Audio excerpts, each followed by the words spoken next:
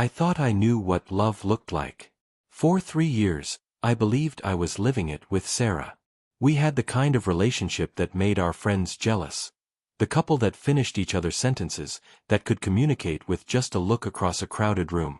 I was 28, she was 26, and we had already started talking about marriage, about the house we'd buy in the suburbs, about the kids we'd have someday. Sarah worked as a marketing executive at a tech startup downtown, while I was building my career as a software engineer at a mid-sized company. We had our routines, our inside jokes, our shared dreams. Every morning, I'd wake up first and make her coffee exactly how she liked it. 2 sugars, a splash of vanilla creamer. She'd stumble into the kitchen with her hair messy and her oversized t-shirt hanging off one shoulder, and I'd think to myself how lucky I was to call this woman mine. But looking back now, I realize I was living in an illusion. The signs were there, scattered like breadcrumbs along a path I was too blind to follow. The late nights at the office became more frequent. The phone calls she'd take in another room, speaking in hushed tones. The way she'd pull away slightly when I tried to hold her hand while we watched Netflix on the couch. I told myself it was work stress. Her company was going through a major product launch, and everyone was putting in extra hours. When she'd come home exhausted and distant, I'd rub her shoulders and suggest we order takeout from that Thai place she loved. When she'd check her phone constantly during our date nights, I'd make jokes about her being married to her job. The truth is, I was so comfortable in our routine that I stopped paying attention to the details that mattered. I stopped noticing that her "I love you too" responses had become automatic, delivered without looking up from her laptop. I stopped questioning why she suddenly needed to go to so many work conferences and team-building events. I was so busy being the perfect boyfriend, supportive, understanding, accommodating, that I failed to see I was slowly losing the woman I thought I'd spend my life with. The night everything changed started like any other Friday. I had picked up groceries to make her favorite pasta dish, bought a bottle of wine, and planned a quiet evening at home. I was excited because she'd been working late all week, and I missed her. I missed us. When she walked through the door at 8:30, later than usual, I greeted her with a smile and a kiss on the cheek. "How was your day, babe?" I asked, already heading to the kitchen to start dinner. She set her purse down slowly, and something in the way she moved made me pause. There was a heaviness to her posture, a reluctance in her steps that I'd never seen before. "We need to talk," she said, and those 4 words hit me like a freight train I never saw coming. The pasta water was still boiling on the stove when my world came crashing down. Sarah sat across from me at our small dining table, the same table where we'd shared countless meals, played board games on rainy Sundays, and made plans for our future. Now it felt like we were sitting on opposite sides of an ocean. She couldn't look at me at first.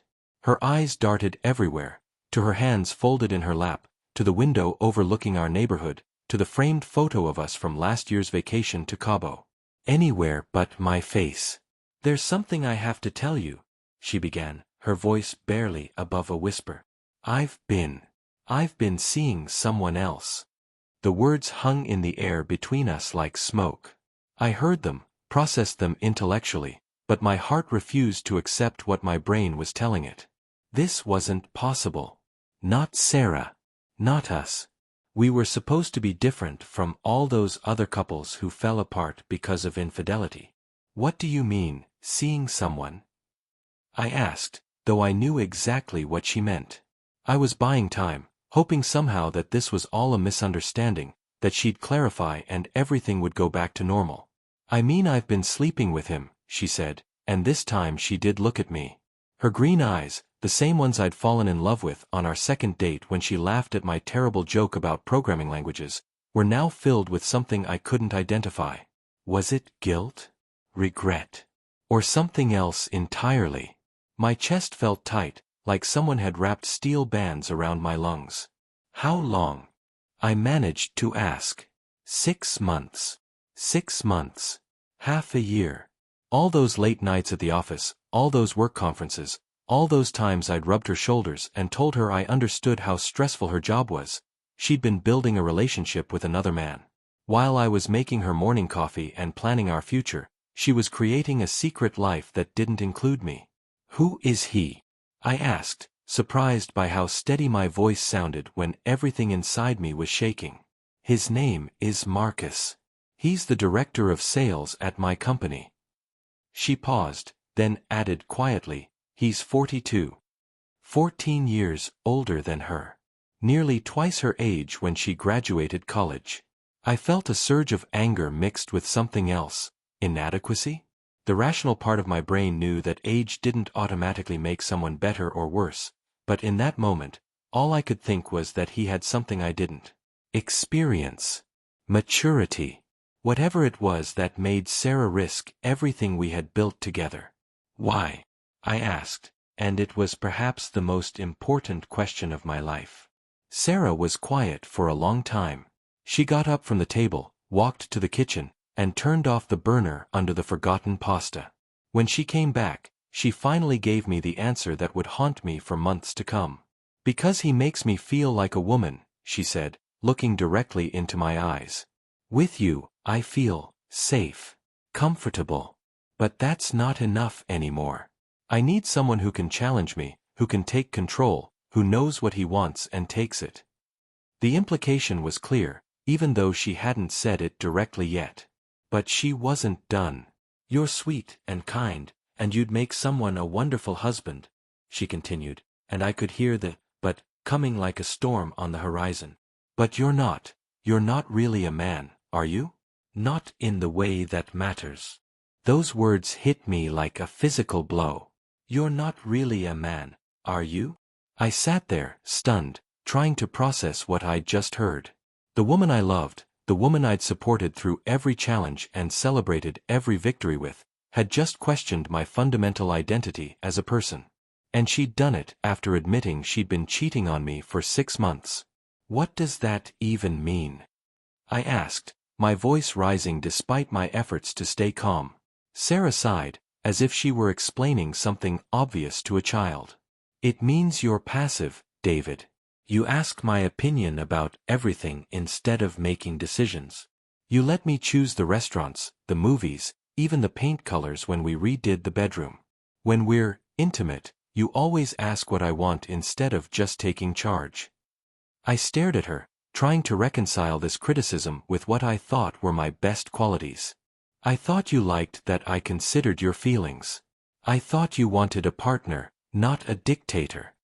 I wanted a man, she said flatly. Marcus doesn't ask me where I want to go to dinner. He picks a place and takes me there.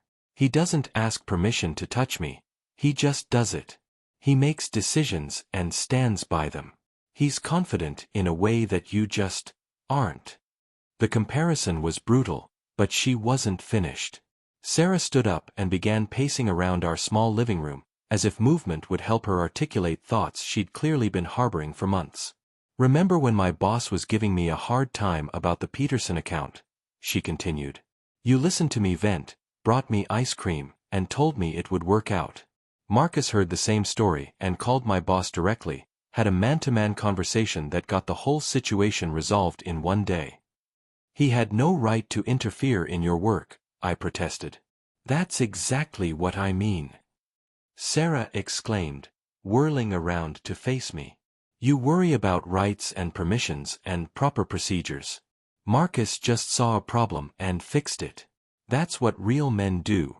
They take action. I felt like I was drowning in quicksand, sinking deeper with every word she spoke. Everything I thought was good about myself, my consideration for others, my belief in equality and partnership, my respect for boundaries, was being twisted into evidence of my inadequacy. So let me get this straight, I said, standing up to face her. Because I treat you as an equal partner instead of someone to be controlled, because I value your opinions and want you to be happy, because I communicate instead of just taking what I want, that makes me less of a man? It makes you less attractive, she said bluntly. Women say they want sensitive, caring guys, but what we really want is someone strong enough to lead, confident enough to make decisions, masculine enough to make us feel feminine. You make me feel like I'm dating my best friend. The insult was calculated and precise. In one sentence, she'd managed to dismiss our entire relationship as a friendship masquerading as romance. All those moments I thought we were building something beautiful together. Lazy Sunday mornings in bed, deep conversations about our dreams, the quiet intimacy of sharing daily life. Apparently none of that counted because I wasn't masculine enough by her standards. But what came next would prove to be the most devastating part of our conversation. Because Sarah wasn't just leaving me for another man. She was leaving me with a judgment about who I was as a person that would follow me long after she packed her bags and moved out of our apartment.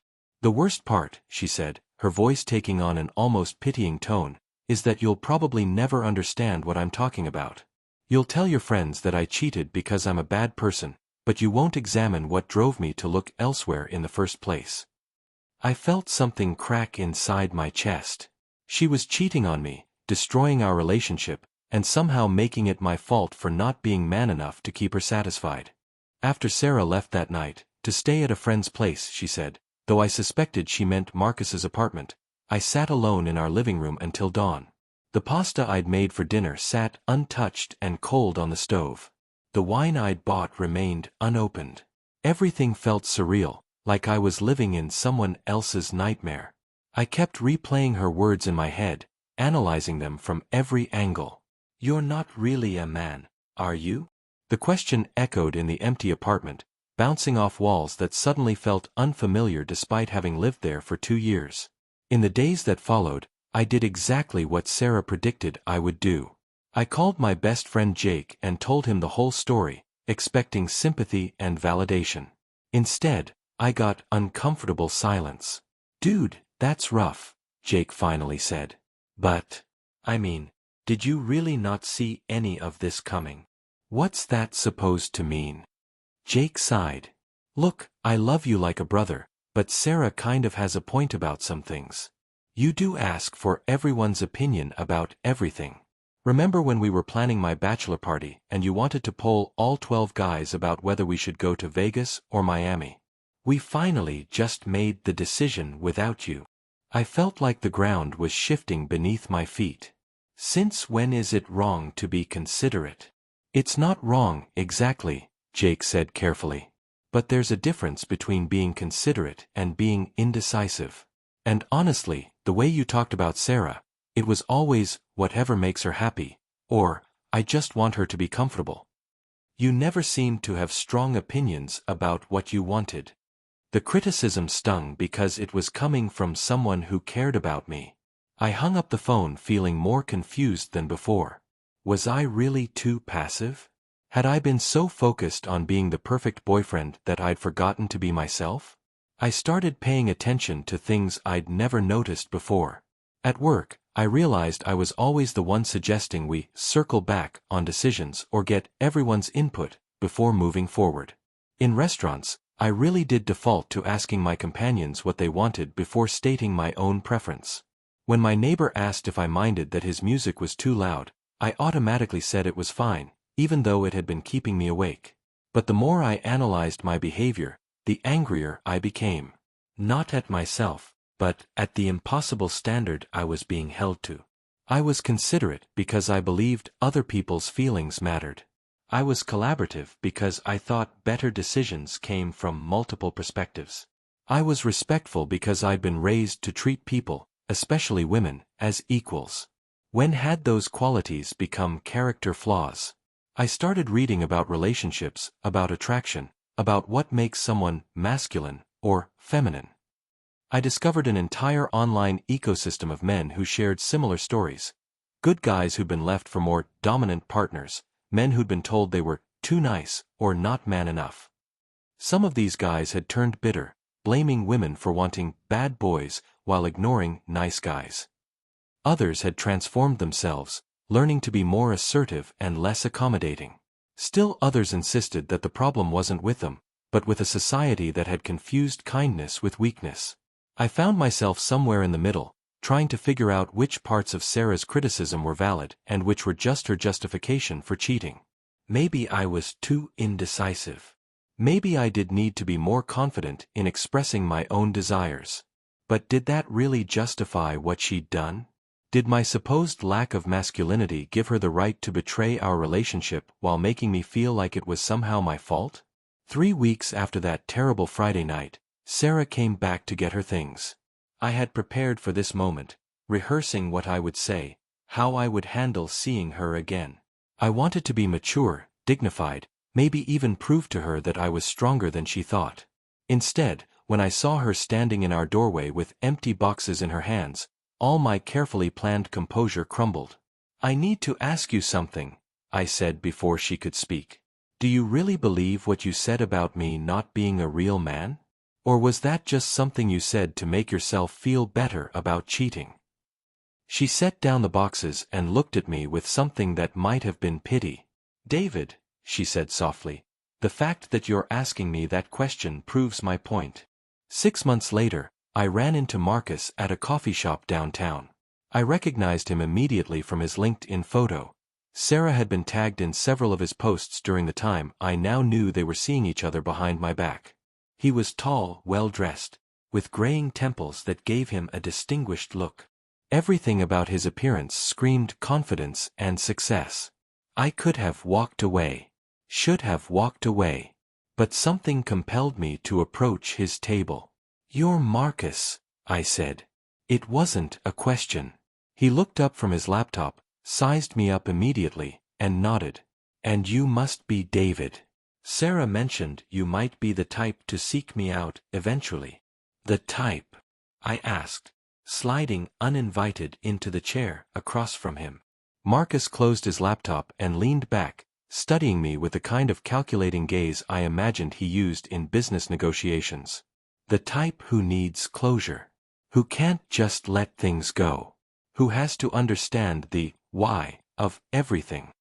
His casual dismissal of my need for answers irritated me, but I forced myself to stay calm. "I just want to understand what happened. Sarah said you made her feel things I couldn't. I want to know what I did wrong." Marcus laughed, but it wasn't cruel. If anything, it sounded almost sympathetic. "You want to know the truth? You didn't do anything wrong. You were exactly what Sarah needed at a certain point in her life." I hadn't expected that response. "Then why did she leave?" "Because people change," Marcus said simply. "When Sarah started at our company 5 years ago, she was fresh out of a relationship with some controlling asshole who made every decision for her. She was looking for someone safe, someone who would let her breathe and figure out who she was. You gave her that. But then she decided safe wasn't enough anymore," I said bitterly. Marcus nodded. "She grew up. Started making real money, traveling for work, dealing with high-stakes negotiations. She began to see herself differently, as someone powerful, someone important. And when that happened, she wanted a partner who matched that energy. So she cheated instead of just breaking up with me." "Yeah, she handled it badly," Marcus admitted. "But here's what you need to understand. It was never really about you not being man enough. It was about compatibility. Sarah needed someone who operated at the same intensity level she'd reached. Someone who made decisions quickly, who was comfortable with risk, who could match her ambition." I sat with that for a moment. "And you're telling me this because—" Marcus leaned forward. "Because Sarah was wrong about one thing. You asking me these questions, tracking me down for answers, that takes guts. That's not the behavior of someone who isn't really a man.